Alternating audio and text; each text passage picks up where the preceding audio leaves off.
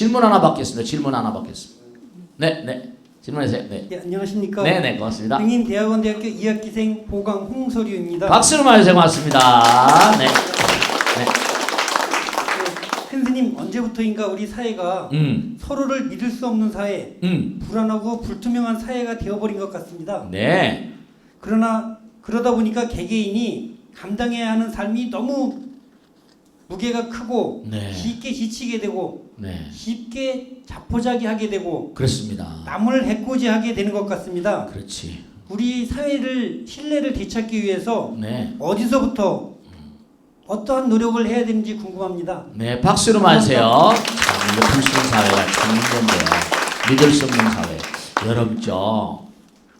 여기 앉아 계신 우리 여러분들하고 또 방송을 들으신 분, 벚꽃 대통령을 보신 꼭 당부드리겠는데 진짜로 요즘에 뭐 AI라고 그러지? 인공지능, Artificial Intelligence 이른바 말하면 인공지능을 연구한 학자들이 전부 다 내공학에 붙들려 있습니다. 근데 정말 중요한 게 하나 있는데요. 우리가 지난번에 제가 어떤 법회 때 말씀드렸는데 사람이 서로 믿을 수 있으면 말이죠. 서로 믿을 수 있는 사이가 되면 마음이 뭐라? 마음 편안해지잖아. 마음 편해지면요. 두뇌가 편안해지면서 두뇌 에너지의 사용량이 최소화된답니다. 서로 믿는 사이가 되면 우선 두뇌가 편해지는 거야. 이건 제 말씀이 아니라 뇌공학자들의 얘기입니다. 서로 믿음, 신심이라고 하는 건 두뇌 에너지의 사용량을 최소화시킵니다. 그러니까 우리는 지금 불필요한 에너지를 너무나 많이 쓰고 있는 거야. 불신사회다 보니까. 서로 믿지 못해. 부부간에, 부자지간에, 친척, 친지간에, 회사지간에 믿질 못하니까 이래서 선진국이 못됩니다. 선진국이라는 건 뭐라?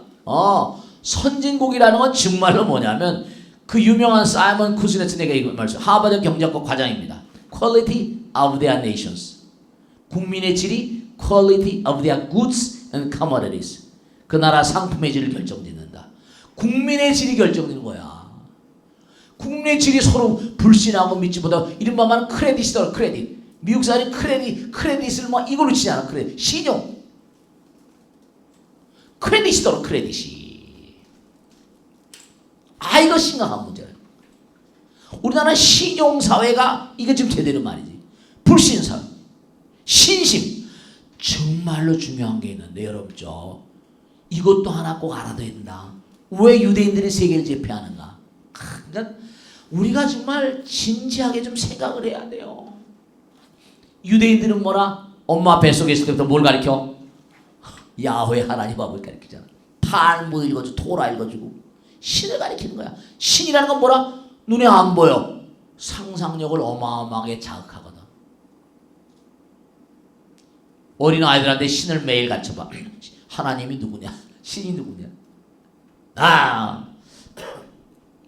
그러니까 정말 중요한 게 신심, 믿는 마음 아니야.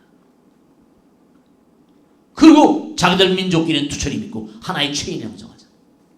믿음의 체인이야. 그들 유대인들은 정말로 자기들끼리 똘똘 묻잖아. 그러니까 우선 두뇌 이른바 말하면 에너지의 사용량을 최소화하면서 뭐라? 학습 능률도 대단히 뛰어나고. 그러니까 상상력이 제고되다 보니까 상상력은 에너지거든. 신심.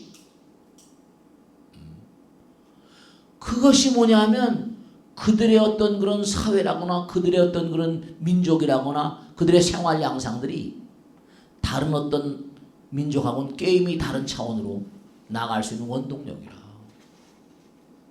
우리가 서로 믿을 수 있으면 뭐라? 편안하잖아 당장. 스님 정말 요즘에 믿을 사람 없어요? 이게 참 비극적인 얘기다. 사람들이 어디 가서 항상 하면 야 어디 믿을 만한 놈 없냐. 제가 요전에 어떤 분 만났는데 스님 참 웃기네요. 사기쳐서 돈 벌어가지고 어디 믿을 사람 없냐고. 분명히 사기쳐서 돈을 벌었는데 어디 믿을 만한 사람 없냐고. 자기 돈을 어떻게 해야 되니까. 그런다는 거예요. 뻔히. 그러니까 참 이게 믿을 만한 사람. 부처님 말씀이 유명한 신의도원 공동모라. 신은 뭐라? 도의 근본이고 공덕의 어머니라 그랬잖아. 믿음이라는 거야, 믿음. 무신불립이라 했잖아. 믿음이 없는 사회. 이거는 얘기가 안 되는 사회예요. 그러니까 우리나라가 지금 선진국을 못 가고 계속 중진국에서 지금 계속 십몇 년을 맴도르고 있는 게, 제가 기억하기도 2만 7, 8천 달러는 옛날에 김영삼 대통령 때 2만 7, 8천 달러예요. 지금 몇 년 지났어? 얼마나 지나? 20년 가까이 지났잖아. 계속 3만 달러, 3만 달러가 넘어야지 선진국이라는 거 아니야. 아, 참 정말 보통 문제가 아니야. 그러니까 믿음이 뭐라? 발전을 가져오는 거야. 서로 신뢰감이 나라의 발전을 가져오고. 정말로 말이야. 그러니까 발전은 대부분이 다 뭐라? 믿음으로 이루어집니다. 그러니까 막스 웨버는 Ethics of Protestantism and Spirit Capitalism, 프로테스탄티즘의 윤리와 자본주의 정신이 이 꼴이라는 거야. 프로테스탄티즘의 윤리는 뭐야? 종교의 종교. 자본주의가 이 꼴이라는 거야. 유명한 책 아니다. 프로테스탄티즘의 윤리와 자본주의 정신은 한 맥락이다. 그러니까 서구가 청교도, 프로테스탄 청교도잖아. 그러니까 서구 자본주의가 그만한 신용과 신심이 있으니까 저렇게 발전해가. 아, 스님, 불교 믿는 사회는 나 참 이런 질문을 수도 없이 받으니까 불교 믿는 나라 왜 잘 못 사냐 이거야. 참, 일본은 잘 살잖아. 내가 막 그러잖아. 일본은 잘 살잖아. 일본, 한국, 중국 이렇게 있잖아요. 한중일 삼국이지. 중국이란 큰 나라가 일본한테 2번이나 깨졌잖아요. 청일전쟁 뭐라? 중일전쟁. 그거 왜 그럴 것 같습니까? 이 해양이란 해양강국이 해양. 제가 우리 고보살 때문에 남편이 영국의 그 외교관으로 가 계셨거든요. 근데 와서 하신 말씀이 그러더라고요. 스님, 일본 대사가 안 했었으니까 이분이. 일본 놈들이나 영국 놈들이나 똑같아요. 이래요. 국민성이. 왜냐면 그 바다니까 그 나라 어디 연결되는 게 없어. 잘못된 거나 다 바다에 빠져 죽어야 돼. 다 바다가 빠져 죽어야 된다니까. 영토가 한정이 됐으니까. 그러니까 뭐냐면 똘똘 뭉칠 수밖에 없지. 똘똘 뭉치고. 우리나라는 일본하고 중국하고 소련하고 미국하고 사이에 계속 갈라지는 게 계속 역사적으로 갈라지는 거야. 중국이란 나라도 마찬가지지. 그러니까 중요한 사실이 뭐냐면 정말 부부간에도 믿음이 있어야 그 가정이 번성합니다. 나라의 국민사회도 믿음이 있어야 됩니다. 회사, 직원들이 그 회사를 믿을 수 있어야 되고, 정말로 나라 국민들이 뭐라? 나라의 어떤 그런 다스리는 정부 관계자들을 믿을 수 있어야 되고. 우리나라는 지금 그게 깨져 있어요. 우리나라는 계속 4세 땅파고. 중국이 왜 잠깐만 일본한테 깨지는가? 중국은 역사적으로 외척과 환관의 역사입니다. 거기가 다 환관, 내시들. 우리 말은 내시지. 그 환관이 나라를 다 주물려 버렸으니까. 황제는 뭐 10살, 10몇 살 되면 전부 다 뭐라? 왕이, 황제가 그러면 뭐라? 환관들 이른바 말하면 또 뭐라? 전부 다 외척들이 전부 다 쥐고 흔들어 버린 나라니까 그게 온전한 나라가 되겠어요. 그러니까 계속 깨지는 거야. 중국 역사상 부패와 이른바 말하면 정말 환관 외도의 외척들의 정치가 보통 문제가 아니었다. 그러니까 깨지는 거야. 우리나라도 참 이게 지금 문제가 심하게 북쪽에는 몽관이 핵을 이고 사는데 말이지. 부처님께서 마음은 모든 것이 으뜸이라고 했잖아. 마음이 자꾸만 뭐라? 뭉치고 뭉쳐야지 힘이 될 텐데 이게 자꾸만 뭐라? 분열되고 깨지 못해. 정신병자 된다니까. 그러니까 여러분들이 해야 될 일이 뭐냐? 정말로 신심을 가지면 아까 말씀드린 마음 편하고 뇌가 편해져. 뇌가 뭐라? 서로 믿으니까 짱 묻어릴 필요가 없잖아, 그지? 서로 믿으니까 못 믿으니까 짱 돌린다니까. 쓸데없이 그냥 말이야. 그러니까 우리나라 치매 발생률도 이거 장난이 아닙니다. 짱굴 많이 돌리니까. 쓸데없는 짱굴. 왜냐? 그 믿음이 없는 사회, 불신 사회 뭐라? 스트레스야. 스트레스는 전부 다 어디서 와? 불신에서 오는 거야, 전부 다 이게. 불신에서, 몸과 마음에 당연히 악영향이지.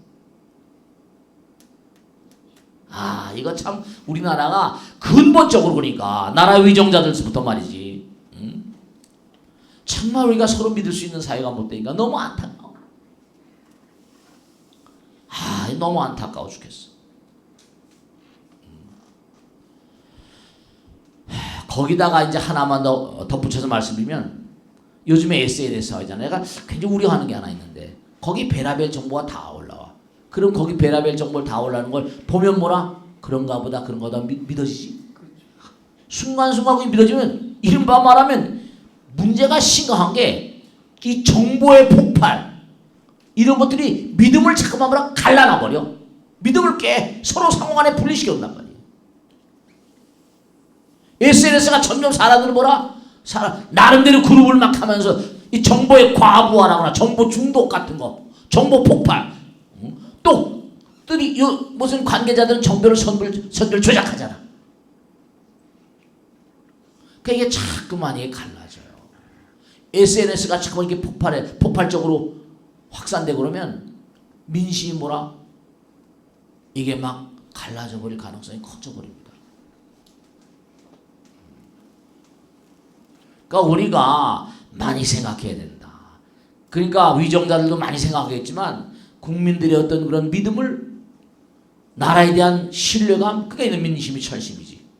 그 가이아 학설이 뭐냐면 마음이 모든 것의 근본이니까 지진 나고 뭐 이런 것도 뭔가 아니 국민들의 마음 가운데 그렇지 세월호도 마찬가지고 모두 마찬가지고 민심을 쇄신할 수 있는 어떤 그런 정말 대어각성할 수 있는 쇄신할 수 있는 그런 어떤 그런 조치가 정말 필요하다. 지금 우리 사회는 아까도 좋은 질문을 하셨는데 신뢰를 찾기 위해서 뭔가 정말 무슨 뭐 옛날에 도덕 재무장 운동이라든지 정말로 플라톤만 맞다나 뭔가를 좀 이렇게 회복을 해야 된다. 그런 갱생 운동이랄까 뭔가 전체적으로 뭔가 정말 그게 필요한 시대입니다. 아시겠죠? 자, 그럼 질문 받겠습니다. 누가 질문 주세요? 네, 목사님 박수로 맞으세요. 고맙습니다. 네, 네, 고맙습니다. 네. 안녕하세요, 스님. 네. 61기 대인행입니다. 고맙습니다. 스님과 공부하면서 원력과 정진에 대해서 많이 생각하게 되었는데요. 그렇지. 제 주변에 국회의원이 꿈이었던 분이 있었는데 아, 도저히 가망이 없는데도 계속 도전하다가 결국 가산을 다 탕진하고 말았습니다. 네. 이런 경우 원력 자체에 문제가 있는 것인지 노력이 부족한 것인지 참 궁금하고요. 네. 바른 원력을 세우고 정진하는 방법에 대한 네. 스님의 가르침 청하옵니다. 박수로 맞으세요. 네, 고맙습니다. 자, 우선 첫째로 제가 하나 꼭 말씀드리고 싶은 건 그런 분들이 많이 계세요. 한두 분이 아니라. 그런데 가만히 보세요. 여러분 우리가 역사를 한번 봅시다. 그럼 예를 들어서 무슨 뭐 과거에 무슨 김영삼이라는 분이 계셨고 뭐 김대중이라는 분도 계셨고 뭐 여러 분 계셨었어요. 근데 그 사람들 다 뭐라 20대 때 그런 걸 시작했거든요. 아마 김영삼 씨는 최연소 국회의원인가 그랬을 거예요. 뭐 아버지가 멸우치 장사 했었다 그랬지, 그지? 뭐 얼마나 도와주셨는지 몰라요. 근데 누구나 뜻을 세울 때 그 사람이 무슨 뭐 모자라는 게 뭐가 있겠어? 다만 중요한 거는 이게 뭐냐면 우선 중요한 건 내가 뭐가 되는 게 아니라 그 사람이 된 다음에 바라보는 국민들 있잖아. 그래 안 그래요? 백성들 있잖아. 백성들이 볼 때도 투표를 할 때 이 사람이 나을까 저 사람이 나을까 골라요 안 골라요? 고르지 당연히. 힐러리하고 트럼프하고 텔레비 토론을 했다. 다 보잖아요. 한 표를 찍을 때도. 그러면 저 사람을 뽑아야 되겠다. 이 사람 뽑아야겠다. 마음을 놔두고 가려면 내가 뭔가 그 사람한테 신뢰감이 갖거나 무슨 능력이 뭔가 인정이 되거나 뭐 있을 거 아니에요. 그러니까 그 사람이 능력이 부족하고 뭐가 부족한 건 끊임없이 노력하고 정진하면 되는 건데, 다만 뭐가 문제라? 재산도 없고 뭐가 없고 가정이 뭔가 거덜나고 말이죠. 여러 가지 어렵고 말이죠. 제가 운동권을 해봐서 아는데 뭐냐면 운동권 녀석들은 아무것도 없잖아요. 뚫겨 맞고 고문 당하고 말이죠. 그리고 20대 때 무슨 반정운동하고 말이죠. 데모하고 말이죠. 근데 어떻게 했어요? 아무것도 없어요. 열불나게 감옥 드나들고 말이죠. 뚫겨 맞고 말이죠. 근데 뭐라? 세상이 흘러가다 보니까 뒤집어지잖아요. 김대중이라는 사람도 되고 노무현이라는 사람도 죽어 돌아가셨지만 말이죠. 다 장차관 다 하고 무슨 국정원 고위가 다 국회의원 수도 없이 하고 말이죠. 뒤집어지는 거예요. 뭐가 어떻게 될지는 부처님밖에 몰라. 그러니까 이 사람이 재산을 탕진하고 가족들이 얼마나 희생할 수 있는가. 동병상련. 진짜로 보면 말이죠. 그냥 옥바라지 하면서 말이죠. 피아노 레슨 해가지고 시어머니 시아버지 봉양하면서 말이죠. 아이들 학교 보면서 정말 제 친구지만 정말 저 여자 대단한 여자다. 그 후에 장관도 하고 야당에 그냥 강자로 떠오르고 말이죠. 수십 년, 아니 일생 전체를 그럴 자신 있냐? 가족들도 그렇게 이겨내고 아내도 다 이겨낼 자신 있냐? 패가 망신하죠 물론. 근데 뭐라? 굴하지 않고 그 마음 가운데 난 국가와 민족을 위해서 내 인생 다 다 던졌다. 이런 의지로. 그래가지고 김대중이라는 사람 죽을 고비를 몇 번 넘겼잖아요. 김영삼이란 분은 염산으로 가려고 그냥 자동차에 문 꼭 잠그고 다니는 바람에 살았지만 말이죠. 정치 권력이란 게 무섭잖아요. 죽이려고 달려드니까. 네, 아까도 나왔지만 몸과 목숨을 아끼지 않는가. 내 한 목숨 던져도 그런 각오가 있으면 가는 거고요. 도저히 뭔가 아니 그런 게 가족들이 어렵고 그런 말이죠. 네, 가족들을 잘 먹이고 잘 살기 위해서 무슨 나라화를 다스리는 건 아니잖아요. 그러니까 중요한 거는 내가 딱 보리심, 보살심, 나를 버리는 거예요. 무아상, 무인상, 무중생상, 무사상. 내 사람은 호의호식하기를 바라잖아요. 아들, 딸들 고생시킬 때. 네, 여러분 말씀이죠. 저는 너무 여럿봐서 알거든요. 너무 여럿봐서. 정말 아이들이 말이죠. 일일이 여러분한테 내가 눈물이 나와서 말씀 못 드려요. 가정이 박살나고 그냥 딱 흩어지고 말이죠. 정말 생각해보세요. 단란한 가정을 이루고 살고 이런 건데 운동권으로 해가지고 하는데 어떻게 해요? 내가 살던 아내를 어떻게 예를 들어서 건사할 수 없으면 보낼 수밖에 없잖아요. 가라. 사랑하지만 보낼 수도 있고. 아들도 뭐죠? 키울 수가 없으면 어떻게 해요? 그 안에 보낼 수밖에 없고 입양을 시킬 수밖에 없고. 그런 가정이 다 깨져버리고. 그러면 각오하고 해. 각오하고. 만중생을 위하는 길은 뭐라? 나를 버리는 길이거든요. 그런 거예요. 그럴 자신이 있으면 가는 거고, 그럴 자신이 없으면 자기 길 따라가는 건데, 결국 모든 아까 좋은 질문 하셨는데 뭐냐면 노력이 부족하고 원력 자체가 부족한 게 아니라 아직 시간과 노력과 정력이 뭔가 가야 될 길이 더욱더 뭔가 아니 많은 사람이 그 사람을 우리의 리더로 뽑을 수 있을 만큼 아직 뭔가 좀 부족하다 그러면 더 가면 되는 건데 더 갈 수 있는가? 내가 몸과 마음을 갈 수 있는가? 그럼요. 야당 생활을 일생 동안 말이죠. 제가 아는 그 친구 하나는요.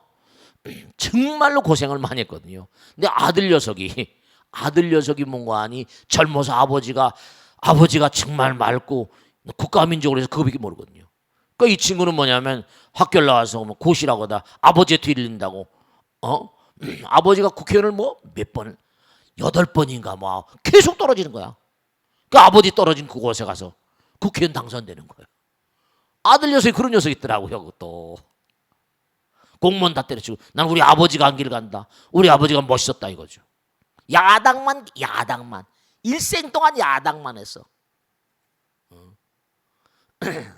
그런 친구도 있더라고요. 아들 녀석이. 지난번에 내가 한번 봤는데 참 아버지가 맑고 깨끗하게 살고 국가와 민족을 위한 얘기만 하고 이 녀석이 학교를 나와가지고 고시하고 공무원 하다가 그냥 때려치우고 그냥 아빠 나 아빠한테 일단데 말릴 수가 없더래요. 너도 형국의 길인데 하고 싶으면 해라 그랬다는 거죠. 국회의원 당선돼서 지금 갑니다. 그러니까 뭔가 하여간에 그런 마음가짐을 가지고 가시고 그 다음에 보면 그런 게 많잖아요. 일본 같은 데도 한국 같은 데도 아버지 대를 이어서 하는 그런 아들 딸들이 많잖아. 그렇습니다.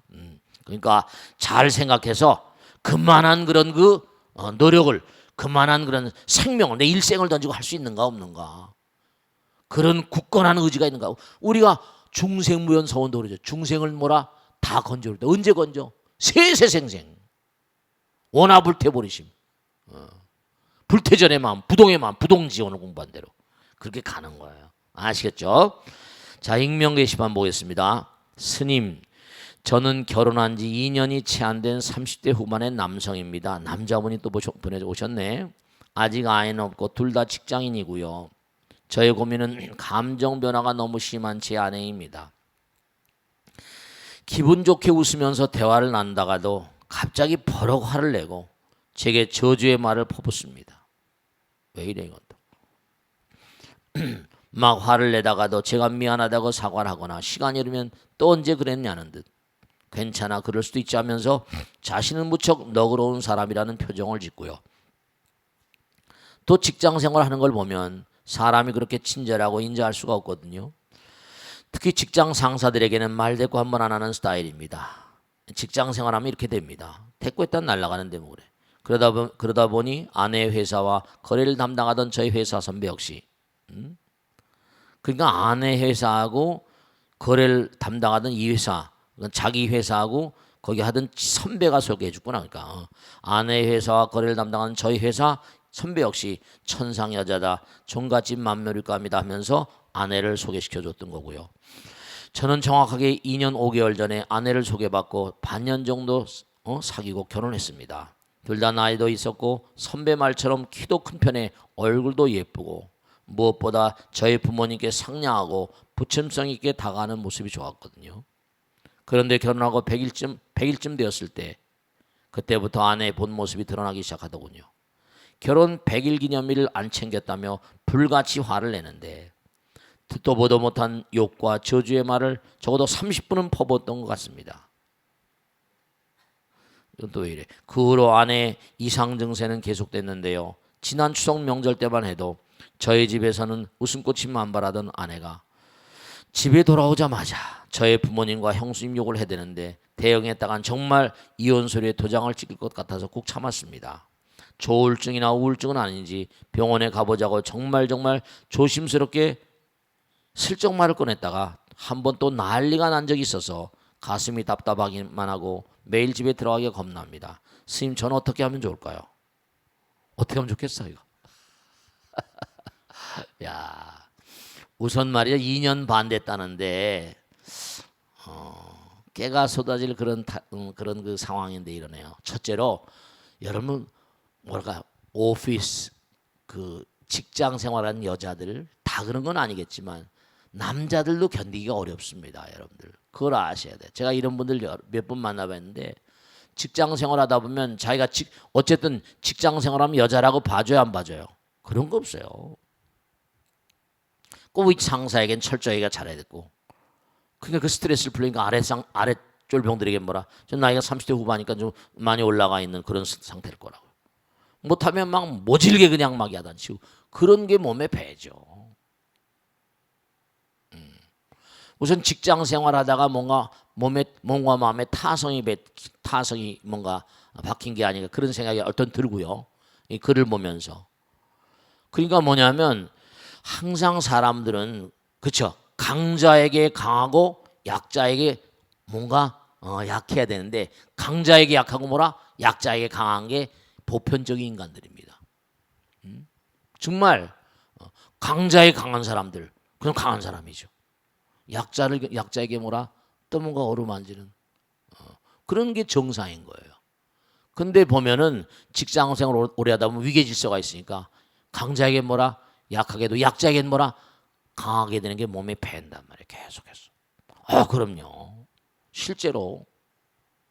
그리고 사회는 어쨌든 간에 위계라는 게 다 있으니까요. 그러니까 그런 게 몸에 배신 것 같아요. 우선 제가 당부드리고 싶은 건 뭐냐면 지금 2년 반밖에 안 됐잖아요. 우선 하여간에 직장 생활을 계속 하다 보면 이게 금방 또 뭔가 고쳐지긴 힘들게 하겠지만 직장 생활을 또 그만둘 수도 없잖아요. 요즘엔 또 혼자 벌어가지고 먹고 살기 어렵잖아요. 그러니까 직장 생활 해야 되는 처지라고 한다면 네 제가 하나 당부드리겠는데 우선 참 안타깝긴 하겠지만 상대방은 내가 봐주는 대로의 그런 그 상황으로 변해가거든요. 그러니까 정신병원이다 뭐 이런 거 지금 그러니까 정신병원 가지면 내가 정신병 걸렸냐 말이냐고 이렇게 또 나오면 또 곤란하잖아요. 그러면 그건 또 여러 가지로 어려운 문제가 생길 수 있으니까 만일에 정신병 뭐 진단이 나오면 또 그다음에 뭐라 그것도 이제 여러 가지 둘 사이에 뭔가 또 하나의 뭔가 앙금이 생길 수가 있으니까 우선 하여간에 최선을 다해서 아내에게 우선 이게 편지를 보내왔으니까 가정을 정상화시키고 아내와의 사회를 뭐라 정상화시키고자 하는 의지가 이 거사님께 계신 건 분명하잖아요. 그죠? 사랑하는 마음도 있고 여기 보니까 뭐 키도 큰 편에 얼굴도 예쁘다고 하니까 그것도 어떤 데 상냥하다고 하니까 저희 부모님께 상냥하고 부친성 있게 다가가는 그런 모습 그건 다 윗사람한테 대하는 그러니까 우선 하여간에 첫째로 뭐냐면 더욱더 아픈 마음들을 안아주는 자세가 필요할 것 같고요. 더욱더 뭐냐면 우리 아내가 직장 생활하면서 저런 타성이 붙었구나. 조용하게 있으면서 슬쩍 돌이킬 수 있거든요. 나도 마찬가지인데 말이야. 내가 직장 생활하다 보니까 하도 그냥 윗사람한테 체다고 윗사람한테는 잘해야 되니까 항상 그랬고 또 아랫사람한테 내가 나도 큰 소리 치고 막 그러거든. 뭐 그럴 때가 있는데 당신도 가만히 보니까 오랫동안 직장 생활하다 보니까 그런 게 좀 그런 것 같아. 좀 어떻게 좀 그런 거 우리 가정 생활까지 연장선상에 그럴까지 없잖아. 그러니까 당연히 뭔가니 이제 시댁 식구나 가다 보면 그러니까 결혼해서 그런 걸 체험해 보지 않다 보니까 여러 가지 어색하잖아. 그러니까 달래가면서 어떻게 하겠어요? 결혼해서 지금 뭐 이렇게 사는 판인데. 정말 도장 찍기 전까지는 말이죠. 우리는 최선을 다해봐야 되니까 슬기와 지혜를 도모하고 기도하는 마음으로 정말로 이렇게 편지를 보내줄 정도시니까 부처님 마음으로 관세음보살 마음으로 좀 어루만지시면서 머리를 좀 쓰세요. 어쨌든 간에 아내가 돈을 벌어서 가정에다 또 쓸 거 아니겠어요. 돈이 다는 아니라 하더라도 최선을 다해서 우선 뭔가하니 우선 자꾸만 이렇게 뭔가 포용하는 마음을 정말 갖추시고 남편이 뭐죠? 남편이 노력하는구나. 뭘 나를 위해서 노력하는구나. 마음이 느껴지도록. 그러면서 뭐냐면 그게 효과가 그래도 있는 것 같더라고. 제가 꼭 지난번에도 반포 사는 보살님인데 그 남편이 아내가 지금 결혼한 남편이 상처였어요. 내 아이들이 이제 뭐 혼자 살 수가 없잖아요. 뭐 중학생하고 초등학생인데 그래서 이제 자기는 아이를 못 낳고 그러니까 결혼했는데 이 정말 잘 키워보려고 그러는데 말을 안 듣더라는 거예요. 너무 괴로워가지고 와서 괴로워서 어쩔 줄 모르시더라고. 그래서 도시락 위에다가 그래 내가 너를 낳아준 엄마는 아니지만 너 낳아준 엄마 못지않게 열심히 노력할게. 너무 화나더라도 우리 뭔가 이렇게 뭔가 이해하는 마음으로 살자. 어린한테 자꾸만 가끔 편지를 쓰고 그러니까 점점 달라지더랍니다. 그러니까 뭔가 쪽지라도 말이지. 그런 건 말이야. 이렇게 좀 하면 어떻게 했어. 보면 내가 이런 건 너무 좀 그런데 쪽지라도 넣고 이러면 쪽지 편지 같은 거. 그렇게 하다 보면 세월이 가면 좀 변화가 있지 않을까. 이제 한 단계 그 다음 또 그 다음 건 뭐라 그 다음에 가서 결정하도록 또 그 다음에 하면 되는 거죠. 아시겠죠? 자 줄이겠습니다. 대단히 감사합니다. 마치겠습니다. 자.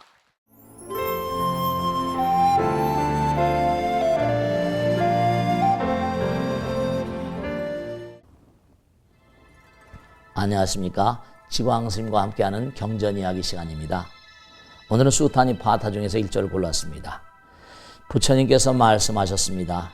세상의 모든 괴로움은 집착으로 생기나니 어리석은 중생들은 집착에 집착을 되풀이해서 괴로움에 다가선다.